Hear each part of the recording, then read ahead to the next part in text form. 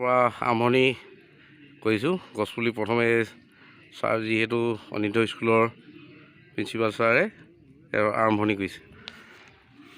হ'ব ছাৰ দুখাৰ ক'ব নেকি? বাকী এনে মহৎ কাৰ্যসূচী হাতত লোৱাৰ বাবে আজি মই DDR মহাবিদ্যালয়ৰ প্ৰাক্তন ছাত্ৰ ছাত্ৰীসকল, বিশেষকৈ ছ'চিয়লজি বিভাগৰ প্ৰাক্তন ছাত্ৰ ছাত্ৰীসকল, অধ্যক্ষ মহোদয়, উপাধ্যক্ষ মহোদয় আৰু সমবেত সকলোকে মই কৃতজ্ঞতা জনাইছোঁ। একবৃক্ষ দশপুত্ৰ সম। গতিকে এই বৃক্ষ ৰোপণৰ কাৰ্যসূচীয়ে বৃক্ষ আন্দোলনটোক অসমৰ আৰু আগবঢ়াই লৈ যাব আৰু সেউজকৰণত ই বিশেষ ভূমিকা গ্ৰহণ কৰিব। ইয়াৰ জৰিয়তে আমাৰ যি অসম ৰাজ্যত যি গছপুলি আন্দোলন হৈছে তাত এটা সংযোজন হ'ল বুলি মই আশা কৰিছোঁ। আৰু এই থলুৱা গছৰ পুলিবিলাকে আমাৰ ছাত্ৰ ছাত্ৰীসকলক, বিশেষকৈ ফল মূলৰ পুলি আছে ইয়াত, সেইবিলাকে ছাত্ৰ ছাত্ৰীসকলক আনন্দ প্ৰদান কৰিব এদিন। ইয়াকে আশাবাদী মই, পুলিবিলাক যাতে ভালদৰে সংৰক্ষণ কৰি আমি ইয়াক আগবঢ়াই প্ৰতিপাল কৰি ডাঙৰ কৰিব পাৰোঁ, তাৰ কাৰণে সকলোৰে সহযোগ মই বিচাৰিলোঁ। ধন্যবাদ ছাৰ। তেনেদৰে ছাৰৰ প্ৰতিভা আৰু সকলো এতিয়া শিক্ষয়িত্ৰী বাইদেউহেঁত আছে, ছাৰহেঁত আছে, আমাৰ সকলো আপোনালোকক পৰিচয় কৰাই দিম। বিদ্যালয়ৰ সমাজতত্ব বিভাগৰ আৰু চাবুৱা DDR মহাবিদ্যালয়ৰ সমাজতত্ব বিভাগৰ ছাত্ৰ ছাত্ৰী, লগতে আমাৰ চাবুৱাৰ অনিৰুদ্ধদেৱ মধ্য ইংৰাজী বিদ্যালয় আৰু অনিৰুদ্ধদেৱ মধ্য ইংৰাজী বিদ্যালয়ৰ প্ৰাক্তন ছাত্ৰসকলৰ যৌথ উদ্যোগত এই থলুৱা ফল মূলৰ এখন উদ্যান আমি উদ্যানৰ বৃক্ষৰোপণৰ কাৰণে এখন আমি কাৰ্যসূচীৰে হাতত লৈছিলোঁ। সেই কাৰ্যসূচীৰ মৰ্মে আজি আমি বৃক্ষৰোপণ কৰিলোঁ আৰু অনাগত দিনত আমি অন্যান্য কাম কাজ কৰিবলৈ চেষ্টা কৰিম আৰু প্ৰতিটো কাৰ্যসূচী আপোনালোকৰ সকলোৰে দিহা পৰামৰ্শ আৰু সহযোগিতা কামনা কৰিম। একেটাই বিশ্বজিৎ ফুকনে সকলোৱে আজি পদক্ষেপটো লৈ আগুৱাই আনিলে আমাৰ ইয়াৰ মহাবিদ্যালয়, আমাৰ অনিৰুদ্ধ স্কুলৰ প্ৰিন্সিপাল ছাৰে যিখিনি বক্তব্য দি গৈছে আৰু বাকীসকল আছে ইয়াত। আৰু কোন আছিলে পেগুনে কোন? সেই আমাৰ সমাজতত্ব বিভাগৰ সহযোগী অধ্যাপক ৰিখেশ্বৰ পায়েং ছাৰ উপস্থিত আছে, উপাধ্যক্ষ ননীৰূপা বাইদেউ উপস্থিত আছিল। আমাৰ অনিৰুদ্ধদেৱ মধ্য ইংৰাজী বিদ্যালয়ৰ আমাৰ শিক্ষাগুৰু, শ্ৰদ্ধা শিক্ষাগুৰুৰ সকলো উপস্থিতিত আজি এই কাৰ্যসূচীটি ৰূপায়ণ কৰা হয়। ঠিক আছে। এয়া লাগি আছে কয়টোতে সকলো কি ধৰণে বেৰি দিব লাগিব, যিহেতু পুলিটো অকলে ৰুই এৰি দিলেতো নহ'ব, তেখেতলোকে যতনৰ সেই ব্যৱস্থা কৰিছে, দেখি আছে। ইয়াৰ ছাৰে যিটো লগাইছে এইটো ইতিহাসত চিন থাকিবলৈ, সেই পুলিটো ছাৰে ৰুইছে। এইটো ছাৰ কি পুলি হৈছে? এইটো হ'ল শিলিখা পুলি। আজি আমাৰ DDR মহাবিদ্যালয়ৰ সমাজতত্ব বিভাগ আৰু প্ৰাক্তন ছাত্ৰ ছাত্ৰীসকলৰ উদ্যোগত আমাৰ ছচিয়াছ মিলন সমাৰোহৰ উপলক্ষে অনুষ্ঠিত হ'ব লগা অনুষ্ঠানটিৰ ওপৰত লক্ষ্য ৰাখি আমি সকলোৱে মিলি শিক্ষক, ছাত্ৰ ছাত্ৰী আৰু অধ্যয়নৰত ছাত্ৰ ছাত্ৰীসকলক লৈ আমি এই অনুষ্ঠানটি অনুষ্ঠিত কৰিবৰ কাৰণে চেষ্টা কৰিছিলোঁ। এই অনুষ্ঠানৰ মূল উদ্দেশ্যই আছিলে যে আমাৰ কিছু সংখ্যক গছ গছনি আমাৰ সমাজৰ পৰা বিলুপ্তি হ'বলৈ আৰম্ভ কৰিছে।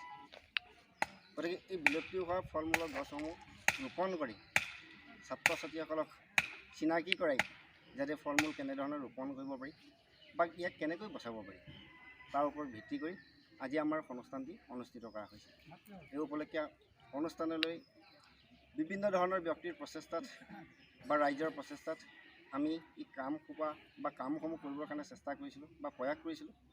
যি প্ৰচেষ্টাত আমি কৰিবলৈ লৈছিলোঁ, এই প্ৰয়াসক যাতে ভৱিষ্যতে এটা সুন্দৰ পৰিণাম পায় তাৰ আশাৰে মই মন্তব্য সামৰণি মাৰিছোঁ। ছচিয়াছ মিলন সমাৰোহ দ্বিতীয় সম্পাদক ভাইজান বাইলুংদেৱ, নমস্কাৰ। আমাৰ সহযোগী অধ্যাপক সমাজতত্ব বিভাগৰ লগতে দ্বিতীয় সম্পাদক মিলন সমাৰোহৰ ৰিখেশ্বৰ পায়েং ছাৰ, নমস্কাৰ।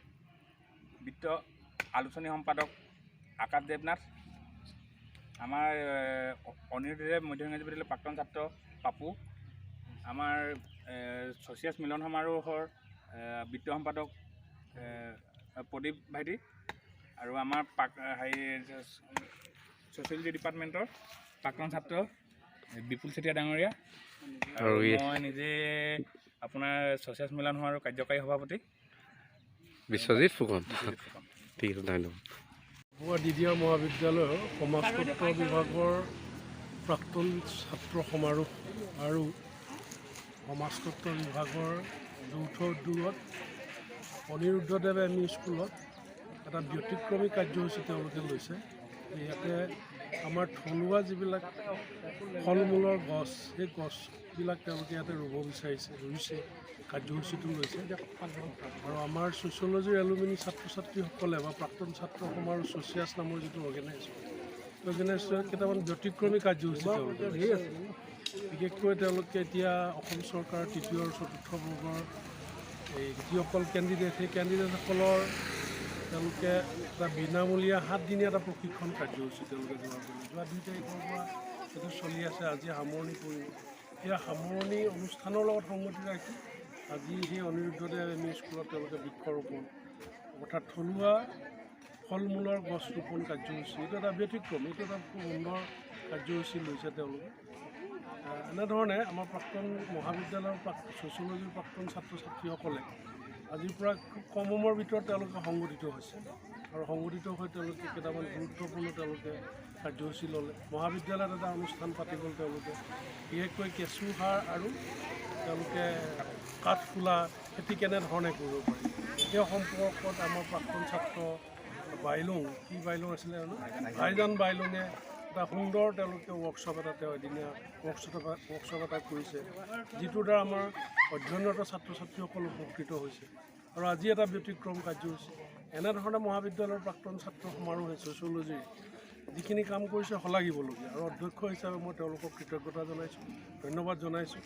এই গছপুলিকেইটা তেওঁলোকে যিকেইটা পুলি ৰুইছে ফল মূলত, তেওঁলোকে নিজে যত্ন ল'ম বুলি কৈছে। মহাবিদ্যালয়ৰ চৌহদতো ৰুব তেওঁলোকে 4-5 জোপা থলুৱা ফল মূলৰ গছ। এই স্কুলত যিবিলাক বিদ্যালয়ত যি কেম্পাছত যিকেইজোপা ৰুইছে সেইকেইজোপাও তেওঁলোকে যত্ন ল'ম বুলি কৈছে। সেইটো এটা ডাঙৰ কথা। গছপুলি ৰোৱাটো ডাঙৰ কথা নহয়, গছপুলিকেইটা ৰোৱাৰ পিছত তাৰ যত্ন লোৱাটো ডাঙৰ কথা। আৰু প্ৰাক্তন ছাত্ৰ সমাৰোহে এই ক্ষেত্ৰত তেওঁলোকে পদক্ষেপ গ্ৰহণ কৰিম বুলি মোক কথা দিছে, তেওঁলোকে যত্ন ল'ম বুলি কৈছে।